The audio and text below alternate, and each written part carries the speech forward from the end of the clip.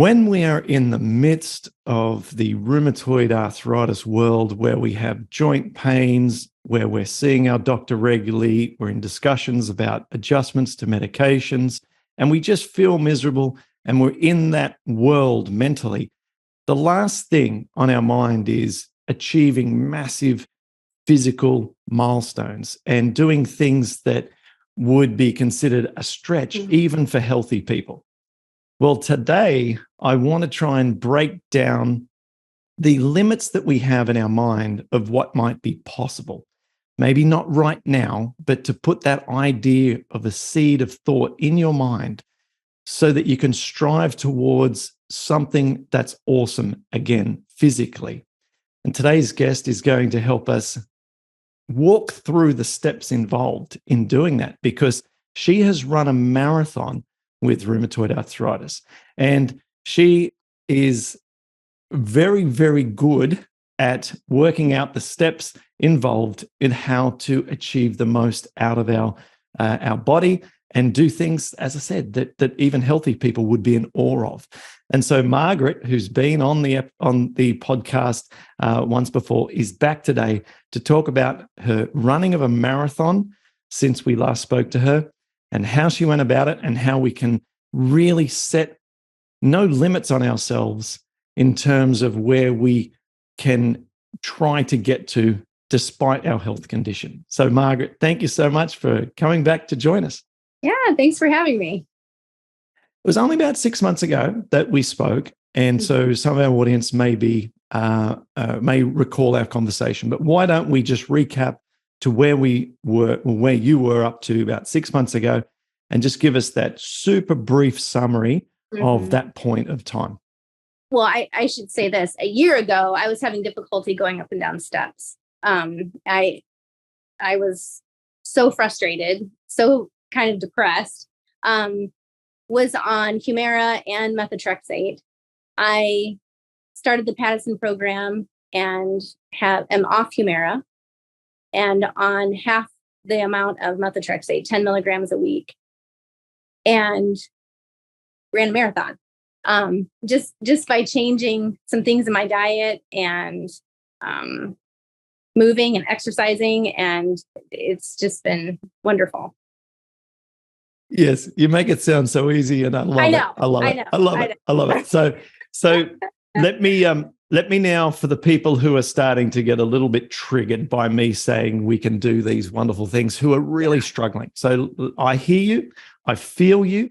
And there are times when I thought I might not ever be able to walk on my tiles again downstairs barefoot because my feet were so sore.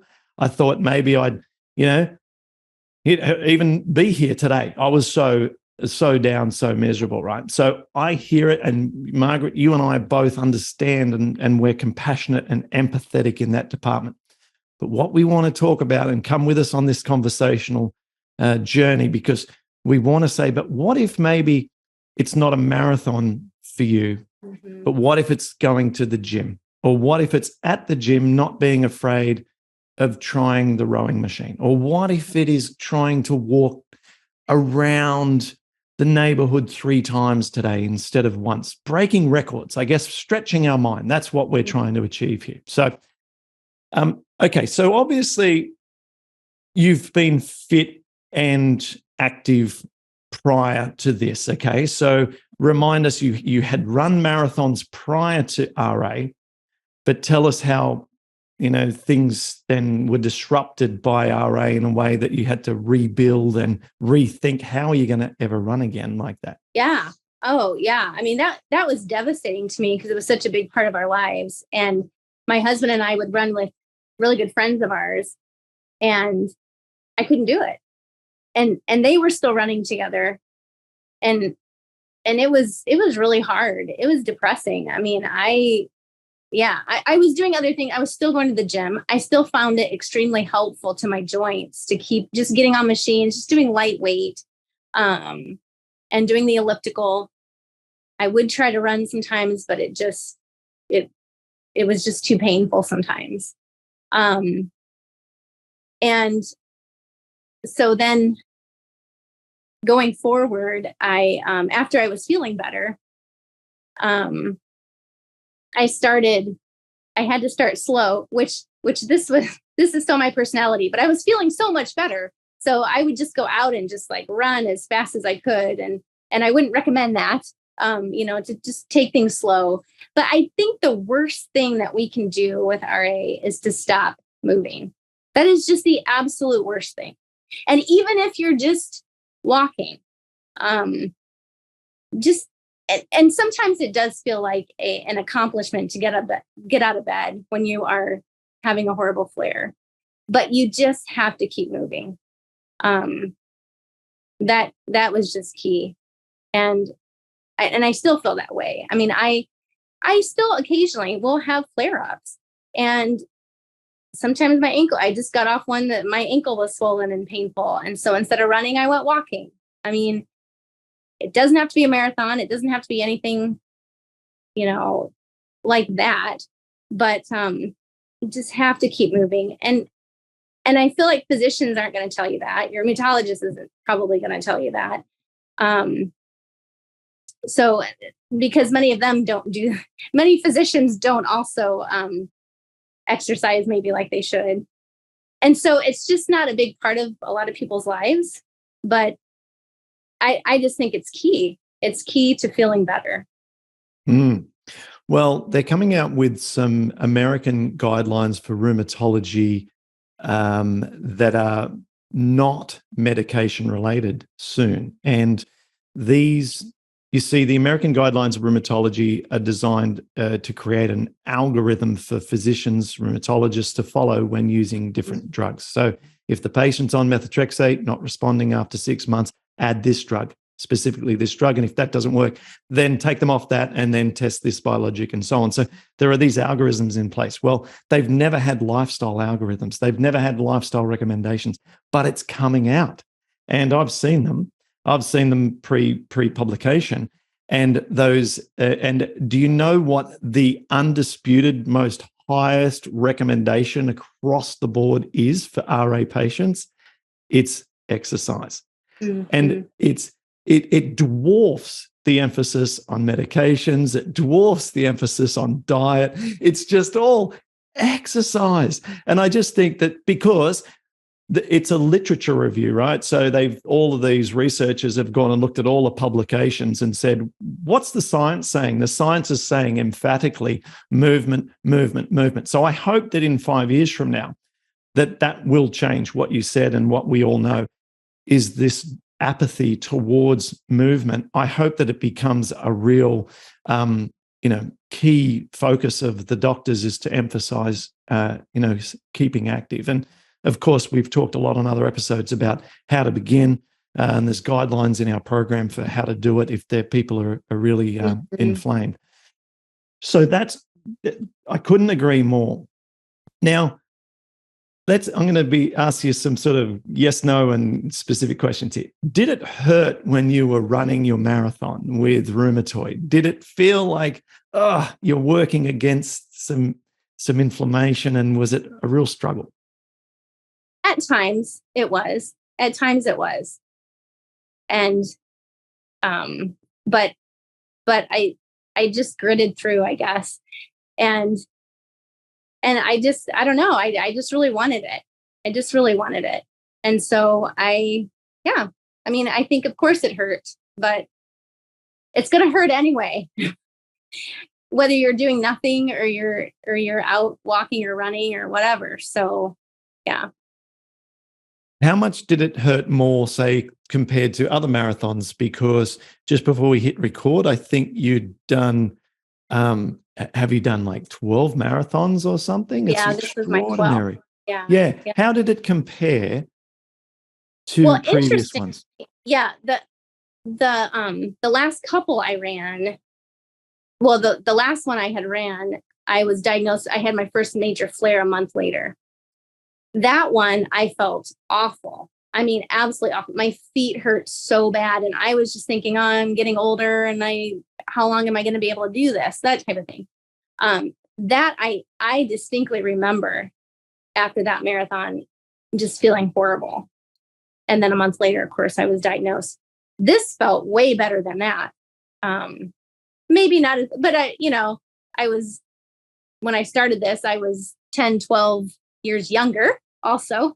But I have to say this while I'm thinking about it. We ran the exact same course about 10 years ago and got the exact same time. So 10 years older with rheumatoid arthritis, being plant-based, exact same time. And we're not breaking any records. We're not fast by any stretch of the imagination, but yeah, I was just completely floored by that. That is incredible. Yeah. See, you've run the same time as what you did 10 years ago, and now you've got rheumatoid. Yes. Exact same time.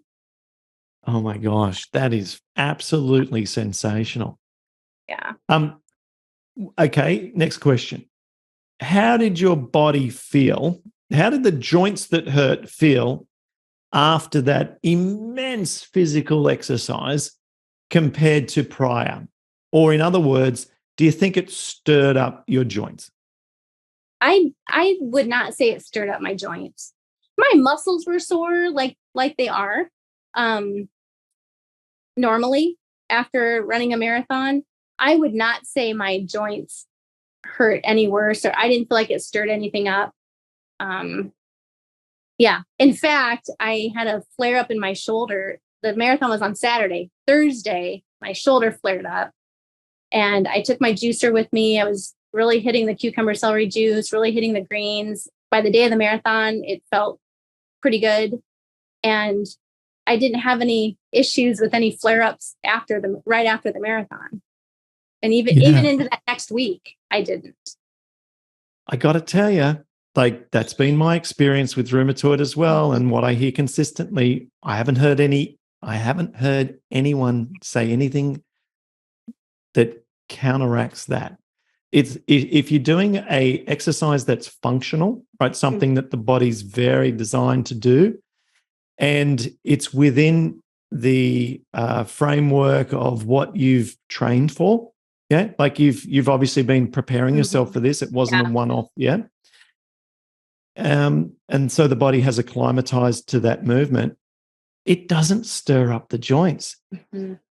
And if we take a look at osteoarthritis, they showed that regular running does not degrade cartilage in osteoarthritic knees.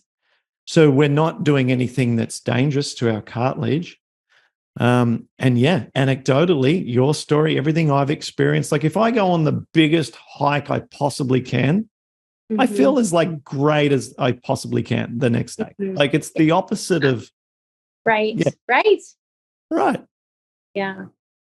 Even before, I would say even before I found this program, I mean, years before, I would regularly go to the gym and just do some light weights. And I could tell if I hadn't been there in, 5-6 days, and I would be more sore. My joints would be more sore. And it's like, wow, that really does make a difference. Really does.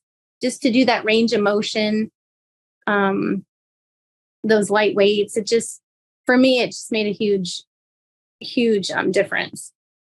Mm-hmm. Okay. What would you say was the biggest hurdle, or your, like the sort of the devil on the shoulder metaphor of like, telling you can't do this, or that's going to be something that undermines your ability? Mm-hmm. Was it a niggling joint problem? Was it more that you were worried about damage or letting your team down that you're running with? Mm-hmm. What was it that was the biggest thing you had to overcome? I think one, and I always kind of worry about this in the back of my head, like, am I doing more damage? Should I be doing this? And so I feel like that's kind of always in the back of my head, just a little bit, like, what am I doing to my joint? That, and I was so excited about this. I just did not want to fail. I didn't want to have to come back to people and say, no, I wasn't able, which wouldn't have been a big deal. But for me, this race was just so important to me because of having the RA. And yeah, just to be able to go back to people and say, yeah, I did this. I did this with diet. Yeah. And it was like getting my life back. I mean, getting my social group back. And I think that was a big concern too. If I can't do this, if I can't keep running these distances with my friends and my husband, what's that going to look like for my future? I'm thinking about the social aspect and the collaboration that's involved with this run that you did, and also thinking about what I see at the gym. Well, then, although I train by myself, I see at least half the people at the gym, they're training with a friend, and they're doing it as a little partnership and encouraging each other. Would you think that if people are at the moment struggling with doing enough exercise, or they're concerned about exercise, that finding someone to run, well, not maybe run with at this level, but I think you know what I mean. Like this is the important aspect of it. Right. Oh yeah. I mean, accountability for one is huge, and even to walk with someone. My friend and I, who've been running together for years, we always say we get a lot worked out on a run, as far as talking with each other and just talking about our problems or concerns or whatever. So I just think it's important to, if you can, to find somebody to support you, to hold you accountable. If you have trouble doing that yourself, for sure. Yeah, that's the other part of it, the mental aspect of it, isn't it? Scott Jurek, who's the plant-based ultra marathoner. Oh yeah. I know Scott Jurek, yeah. Yeah, Scott said it's impossible to be depressed when you're 30 miles into an ultra marathon. I can get that. It's just absolutely impossible, because your mind is so in the survival state and trying to focus on everything that's at hand, and your body's giving you so many signals. The last thing you've got time to do is to be obsessing about some silly problem that you've got going on. Oh, it's so true. Yeah. I just remembered too, I think that the word that kept coming to me during that race was just gratitude. I was just so incredibly grateful that I could even be there. And I feel like it really put my life in perspective, like just being so grateful that I can be out here doing this with other people. I don't know. Yeah. And grateful for this program, and grateful that I found it, and I can control things with diet, and just filled with gratitude. Which would have been a different emotional state than maybe your first one, which would have been all about looking at your watch and trying to maybe get another few places ahead of people and stuff like that, right? Would you say that it's changed? Oh, yeah, definitely. Definitely. Yeah, for sure. It has totally changed. Yeah. I just feel like now, I mean, no matter what time I would get, it wouldn't matter, because it's a win. Just to be out there is a win to me. So. Now, what effect did the methotrexate have, if any, on your energy levels and your ability, do you think? Well, prior, when I was on 20 milligrams of it, I did not realize how fatigued I was. I was so tired. And it's almost like I didn't realize how bad it was until I felt better. And sometimes I look back and think, I don't know how I was functioning. I was just so tired. And so cutting that down, I don't notice it anymore. Yeah, I feel great. I sleep great. And yeah.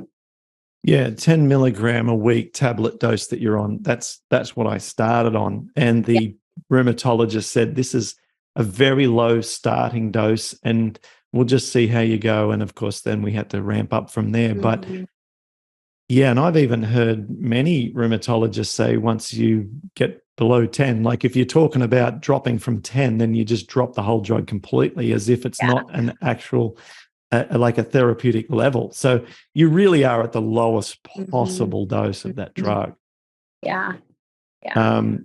Have you tried to get off the drug or talk to the doctor about doing that, or are you happy? Yeah. I've just recently, again, for probably the third time, tried to get off of it. And about 3 weeks, I just my feet kind of start burning. And I know when it hits my feet that's kind of a signal that it's not working. Whatever I'm doing isn't working. And for whatever reason, just being on that 10 milligrams along with my diet is good for me. Perfect. Which is really hard for me to accept. Just this last time, I told my husband, I'm like, okay, I just need to be, because I want to get off of meds so bad, right? I just want to get off of it. But I'm just really trying to be okay with, hey, I've cut it in half. I'm not on the injections anymore. I'm running again. Just be thankful for that. Yeah, absolutely. I would say that a vast majority of the RA community would be just longing to switch places with you and have your situation. And you've got the side effect of the drug mostly now eliminated, the fatigue in your case, and that was my case as well, was the fatigue. So life's good, there's no trophy for getting off the drug. And if it's helping you, wonderful, because you've got a very low dose chemotherapy at an even lowest possible dose. So, and it's helping to preserve joints and keep inflammation down. So that's great. Did you notice that? What's your feet strategy? If your feet start to hurt, does that stop you from running? No, it doesn't. With foot pain, I try to just keep going. Probably my biggest problem, and I need to learn this, is like just recently, I'm training for another marathon actually, and had to run 15 miles on Sunday. That's what the schedule said. So in my head, that was what I'm doing. Well, Saturday I woke up and my ankle was swollen for whatever reason. I mean, who knows? My ankle was swollen. My knees hurt. I was just kind of having a really bad day. And I thought to myself, I probably shouldn't run that tomorrow, but I'm gonna. And I did. And I paid for it this week. I mean, I'm much better now. I had to walk. I mean, I still moved. Every day I took a walk instead of running, and I'm fine again. But so that's my biggest challenge, is to give myself a break too.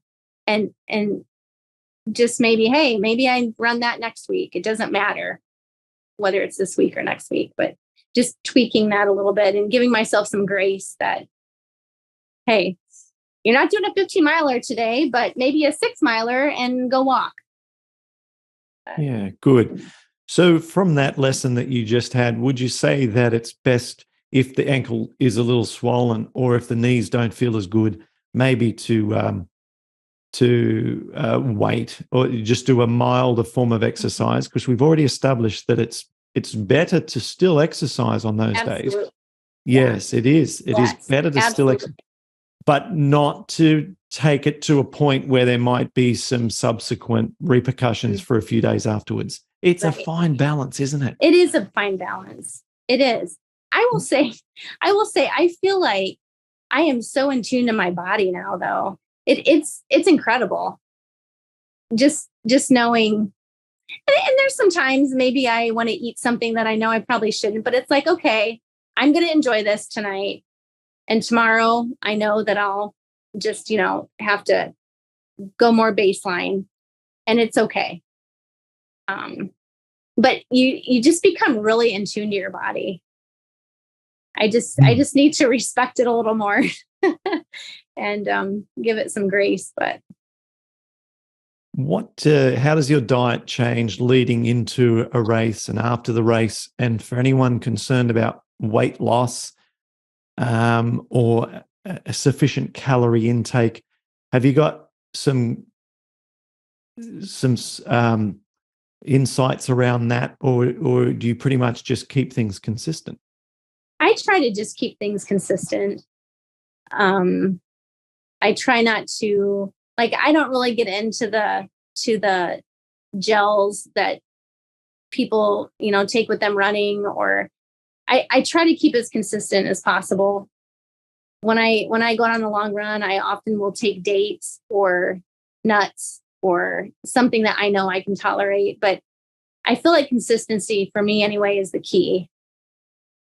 So, okay, consistency, great.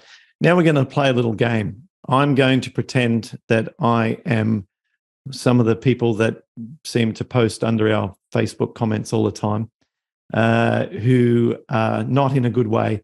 And you are now going to turn around my mindset and encourage me to get me from my current state of pretty much sadness and physical inactivity. Okay?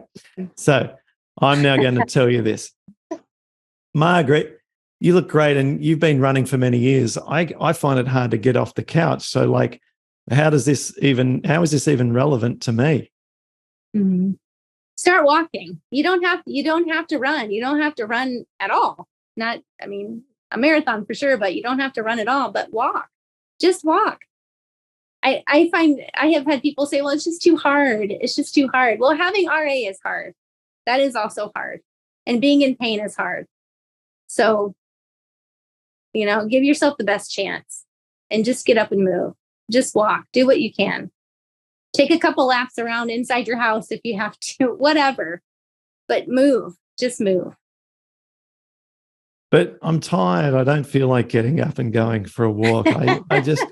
I feel so tired because, you're so lucky because you're only on 10 milligram methotrexate, but I'm on 25 and I'm also taking Arava and steroids. And so I don't feel like going for a walk. Well, I was tired too for many years and still making myself do those things. I maybe wasn't running, but I was still going to the gym. I was still walking, doing the elliptical, doing something. Not moving is worse, for sure.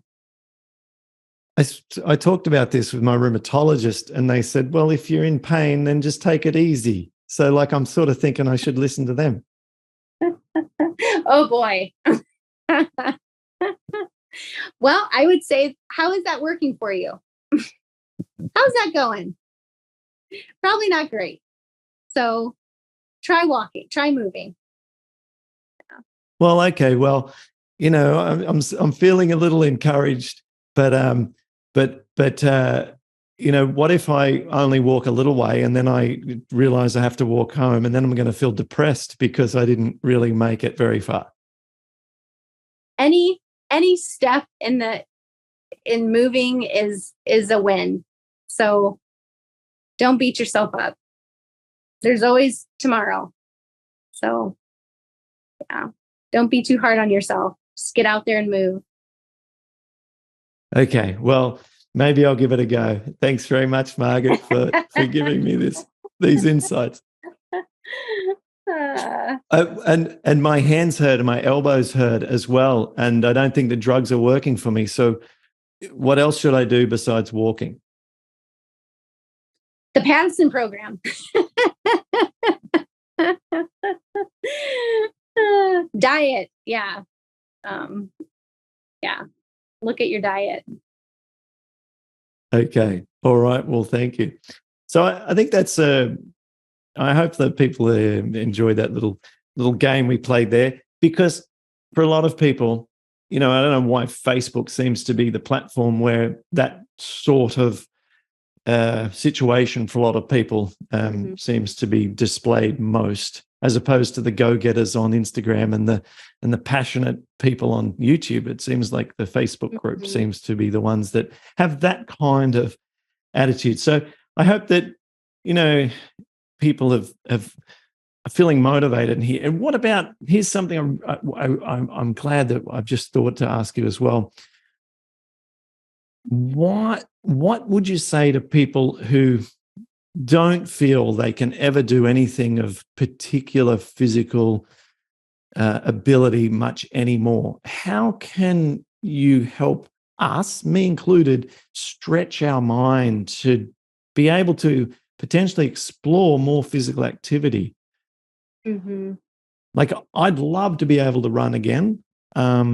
And I can go on little scampers, and I try and do little scampers, and I don't get any like, negative things happen to me the next day. But and for me, it might not be that. But what's that little mantra that you have in your mind that keeps pushing yourself? Well, and I think it's important to have goals, just and realistic goals that you can meet. And that's what signing up for these races has done for me just over the years, of having something on the calendar that I'm working towards. And so maybe it's, I want to walk a quarter of a mile by the end of the week. Great, do that. But make realistic goals and keep working towards something. I think that's really important. I like the scheduling of it. Yeah, the scheduling's real. It's in the calendar. It's real. It's happening.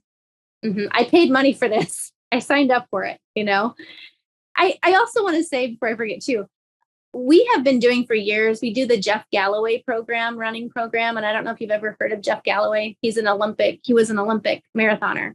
He developed this run walk program. And so if anyone's ever interested in getting started running, this is a great way to do it. And I still do this. For us, you can pick whatever interval you want. We run or jog for 3 minutes and then we walk a minute. So it's incorporating walk breaks. And historically, almost every single marathon we have ran, about mile 18 or 20, we start passing people doing this run walk. People that have said, "Oh, I'm not going to walk, I want to run this whole thing." They start falling apart around 18, 20 miles.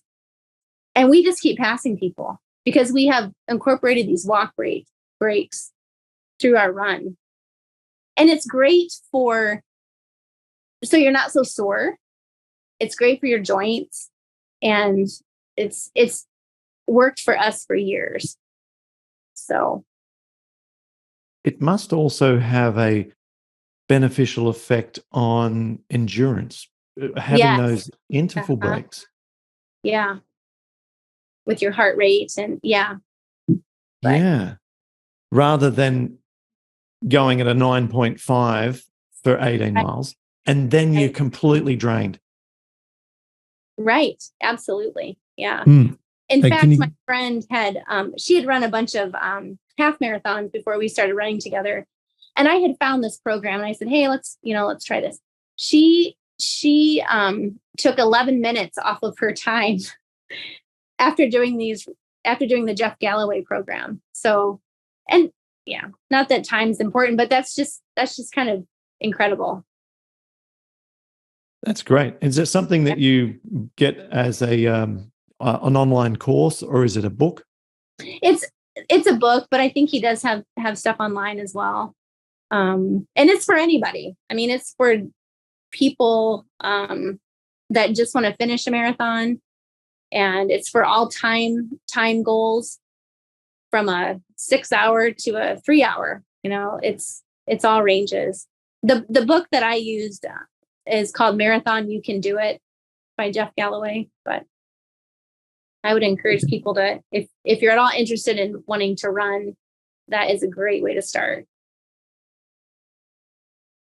Now, I might need you to think a little bit into a subconscious level here. So maybe just ponder on this a moment. Are there any mantras or self-talk statements that you have that you find are super empowering for yourself? And I'll give you some more time to think, but I'll share some of mine. I've always felt like I'm the luckiest guy on the planet.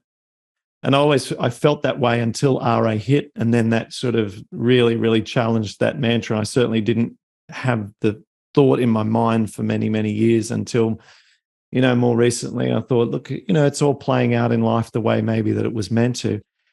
Or things like, I also feel things always work out for me. They always work out for me. And it's not a saying. It's something that I deeply think to myself when I have challenges. I think, no, things always work out for me. So I'm wondering, because you really come across as having like, you've just got this, you're just really it's like you've got this sort of focus on life and this rhythm with your exercise, your diet, your community. And I love it. So with that little bit of background, are there some that you might share with us that you have in your life that you believe that's that's helping you through all these situations? Mm-hmm. Wow, that's a good question. Yeah. I with going on with what you said, I feel like that too. I say that a lot, that things will work out. It's going to be okay, regardless of what happens. It will be okay. And I also think I want to be the best version of myself. And the other thing that I think about when doing these things, we only get this one life. We only get this one life to live. And I want to be the best version of myself. I want to get the most out of this one life. And so I am not going to let RA sideline me from living my life and doing things I enjoy. So that is something I think about quite a bit, and just, wanting to be the healthiest version of myself. I don't want that to hold me back. There was a time when I was pretty down that I almost got into this space of just like, well, acceptance, like, well, I'm just going to be this, person that my husband's going to have to take care of me. Or I really got down to that point in my life. And I think, no, I'm not going to settle for that. I get to choose. I get to choose what life I want to live, RA or not. Yeah. The best version of ourselves. That is a really, really good one. Because under that statement, there are so many choices and so many ways that might look for each of us as individuals. But it's a beautiful representation of the way we show up in life, the best version of ourselves. Mm-hmm. That means choosing the right thing to put into our mouth and getting up off that couch and walking those 3 laps of the oval, even if everything hurts, as we played in our little game before. Right. And I love that. And, I see that in your eyes. You're like, I am determined to be the best version of myself. Mm-hmm. You can feel it. I can feel it. Yeah. Well, and I think not worrying about so much about what other people think of you or their expectations. It's got to be your own goals and your own what you want to get out of life. Don't let a doctor, don't let anybody tell you can't do something. Because you can. Yeah. Well, I think that's a wonderful place to end on a really nice feeling here around we can all be the best versions of ourselves. I'm really glad that you shared that. I love that. I'm going to think more about that too. Is there anything you think we missed? Is there any parting messages you'd like to share? I would say this. I don't want anybody to be like, well, I'm not going to start running if I can't do a marathon. Just walk. Just do whatever you can, but keep moving. That you have to keep moving. Mm-hmm.